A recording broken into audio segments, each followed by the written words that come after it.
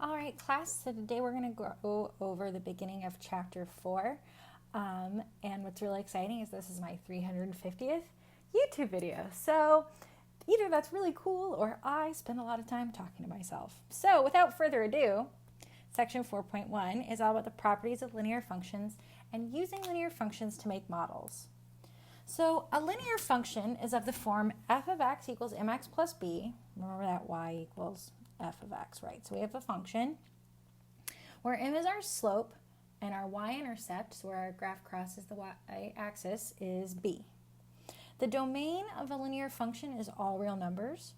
Functions that are not linear are said to be nonlinear. So for example, a parabola, that's a good example of a nonlinear equation. And what's really cool about linear equations is that their average rate of change is constant, right?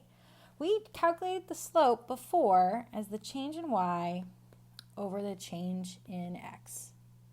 That's how you calculate rate of change. But now we're going to use this symbol delta.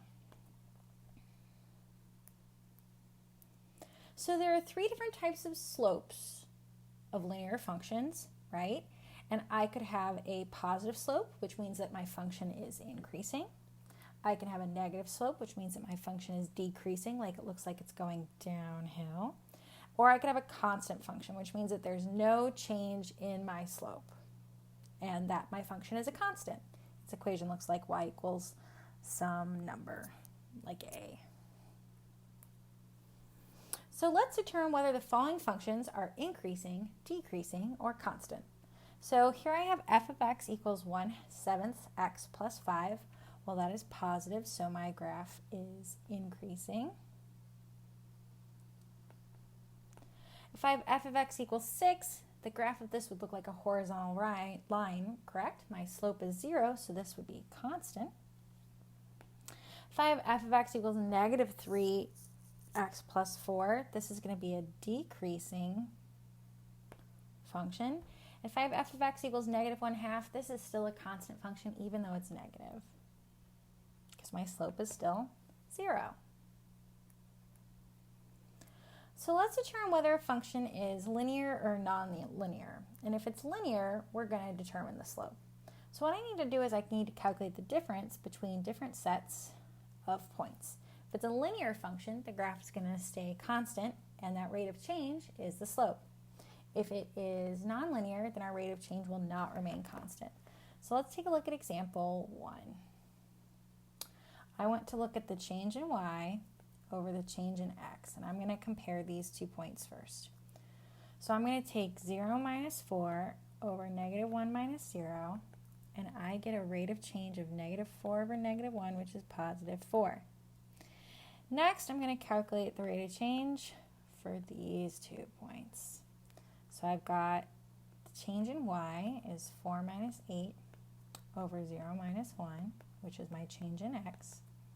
So I get negative 4 over negative 1, which is, again, positive 4, right? Okay, well, let's see, what are the last 2 sets of points we haven't compared? Got our first point and our last point, just for kicks and giggles. My change in y is 0 minus 8. My change in x is negative 1 minus 1. Negative 8 over negative 2 is a positive 4. So this rate is constant, and so the slope of this function would be 4. Okay, let's change colors and take a look at our next example. Example 2. Here I have a table of some values. So let's go ahead and take a look at our first 2 points. I want to look at my change in y over my change in x. So I have 1/2 minus 1/4 minus 1/2 over negative 2 minus a negative 1. That gives me negative 1/4 divided by negative 1, which is just going to be a positive 1/4. Now let's look at our next set of points. My change in y, my change in x, is 1/2 minus 1 over negative 1 minus 0. So I get negative 1/2 divided by negative 1, I get negative 1/2. Wait, these are not the same. That means my slope is not constant, and this is a nonlinear function. the graph above, this is a linear function because it had a constant slope. Okay, let's look at a couple more examples. Here I have when x is -1, y is 9, when x is 0, y is 9, when x is 1, y is 9. I bet you can tell me what the graph of this function looks like, but let's go ahead and calculate the rate of change so we could see why the rate of change is constant. So I look at my change in y over my change in x. I'm going to have 9 minus 9 over -1 minus 0. I get 0 divided by -1, which is just 0, right? That means there's no change. The change is constant. Let's take a look at my next 2 points. The change in y over the change in x, I get 9 minus 9 over 0 minus 1. So I get 0 over -1, which is 0. So this is a constant function, and it's linear, and its slope is 0, right? Because our rate of change equals slope. That's something we should probably write down because that's important for us to super remember. Rate of change is the slope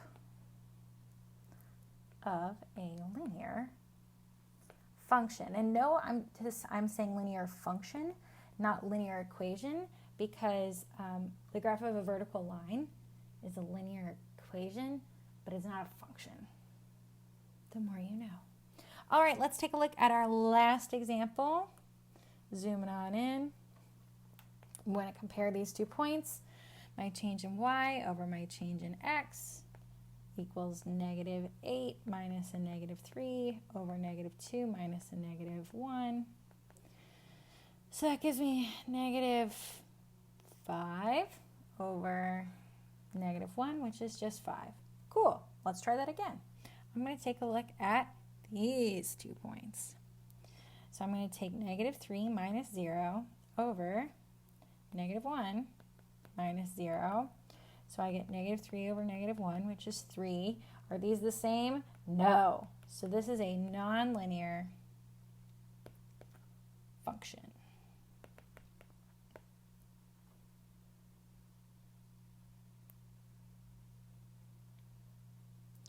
So let's try and build a model. So let's say a car has 12,500 miles on its odometer, okay? And I want to drive this car an average of 40,000 miles per day. And we're going to express the number of miles in that will be on the odometer after X days. And when I talked about this in class, I was very performative, but I talked about how many miles there would be on day 0. So like on day 0, which means you got the car, but you never drove it, you'd have 12,500 miles. You don't need that many zeros. So you'd have 12,500 miles, right? And on day 1 of having the car, I'd have 12,000 miles, but I would have also driven it 40 miles. So I'd have 12,540 miles on my car on day 1. On day 2, I'd have 12,540 miles because that's what I had at the end of day 1. But then I'd also have another 40 from driving my car. So we could see that this function of miles in terms of x would be how much was originally on our odometer, which is pretty good mileage for a used car, and 40 times however many days had passed.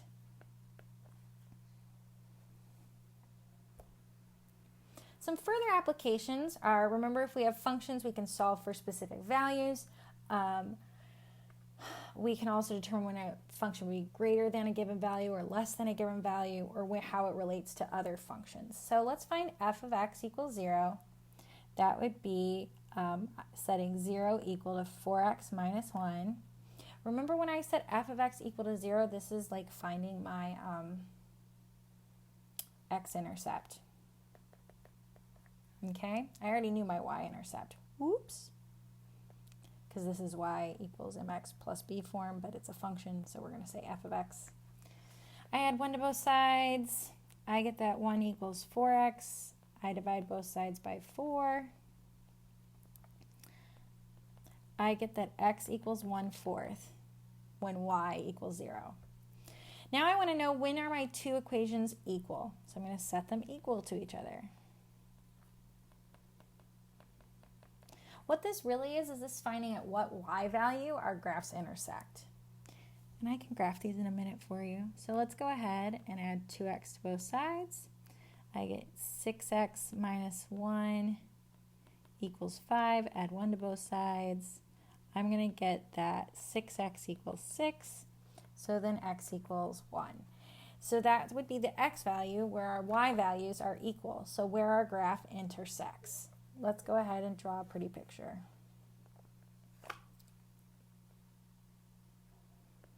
All right, here is our beautiful coordinate plane.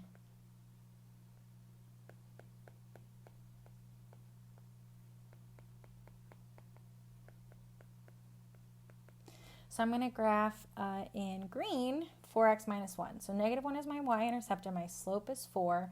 That means I go up 4 and over 1. Up 4 and over 1. So here's our beautiful f of x equals 4x minus 1. Now let's graph our other graph in orange. So I'm going to have a negative slope. This is going to look like it's going downhill. My y-intercept is 5. I go down 2 over 1. You can see where x was 1. This is where my graphs intersect. Very cool. Very cool indeed. Now I want to know for part C when f of x is greater than 0. And this was g of x. So I'm going to set f of x greater than 0, and I get that 4x is greater than 1, so x is greater than 1/4. So I have that my function is greater than 0 when x is greater than 1/4. So like right here in red, this is kind of where x is 1/4. This is where my function starts to be greater than 0, right? It takes on a positive y value. This last question asks us, when is f of x less than g of x? Okay, and I'm going to have to set them equal to each other to solve, and then I'll show you what this means graphically. All right, I'm going to add 1 to both sides. I'm going to add 2x to both sides. I get that 6x is less than 6, so x is less than or equal to 1. So f of x is less than g of x when x is less than or equal to 1. So like on this side of the graph over here, because here's where x is 1. So when x is less than or equal to 1, f of x is less than g of x. That's pretty cool. Next, I want us to graph them and label the point that represents the intersection, which we already did, right? This is where our points intersect at x equals 1, but I suppose I could graph them more nicely. So I'm going to graph in blue 4x minus 1. So here's a negative 1, up 4 over 1, up 4 over 1, up 4 over 1, right? That's just how we make lines. Oh, it was harder to draw that straight line. Okay, then I'm going to graph negative 2x plus 5. And you see that right there is where these two graphs intersect. So this is where f of x equals g of x, i.e. the y values of each of these functions are equal, they equal 3. So our intersections when x is 1, y is 3.